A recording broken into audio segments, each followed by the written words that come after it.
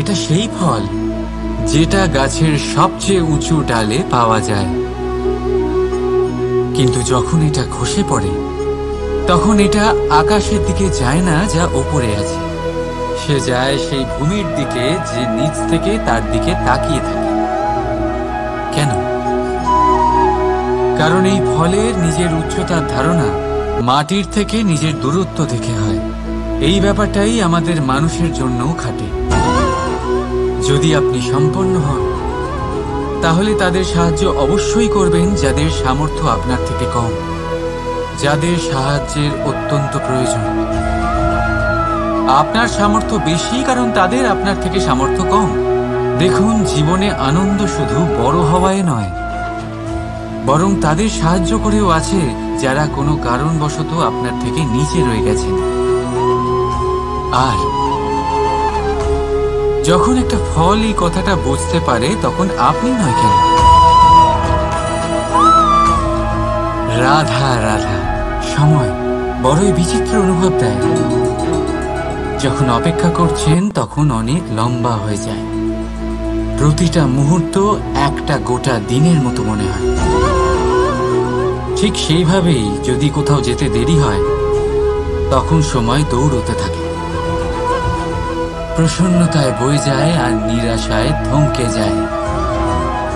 আপনদের সাথে থাকলে সময়ের খেয়ালই থাকে না, শত্রুদের সাথে থাকলে সেই সময়ই খারাপ হয়ে যায়। কিন্তু এটাই কি সত্যি বাস্তব?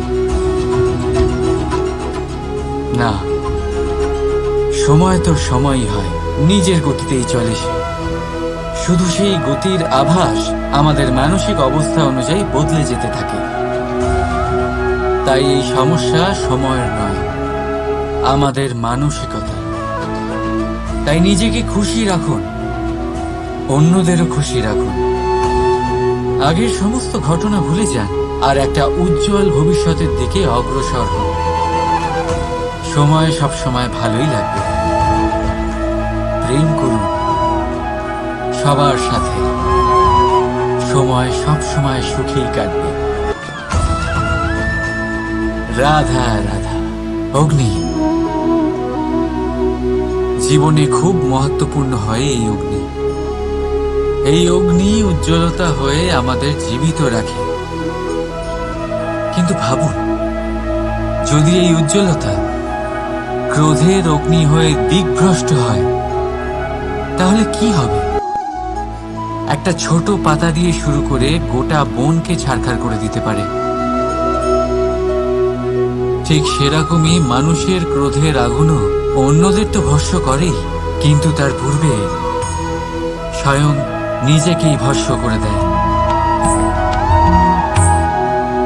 তাহলে কি করা যায়? কি করে নিয়ন্ত্রণ করা যায় তাকে? উত্তর হলো তাতে জল ঢেলে দিয়ে, জলের মতো বইতে দিন একে। ঠিক সেইভাবে যেমন সূর্য নিজের অগ্নিকে তেজ বানিয়ে আপনার কাছে পৌঁছে দেয়। এটাই পার্থক্য সূর্যের অগ্নি আর ক্রোধের অগ্নির মধ্যে। সূর্যের অগ্নি বিচ্ছুরিত হয়ে প্রতিফলিত হয়ে আসে, আর সেই জন্যই তাকে তেজ বলা হয়। অন্যদিকে আমাদের ক্রোধের আগুনের কোনো সীমাই থাকে না। তাহলে নিজের অন্তরের শক্তিকে ক্রোধের আগুন বানিয়ে জ্বালাতে চান, নাকি উজ্জ্বলতা বানিয়ে বিস্তারিত করতে চান? সিদ্ধান্ত আপনার। রাধা রাধা।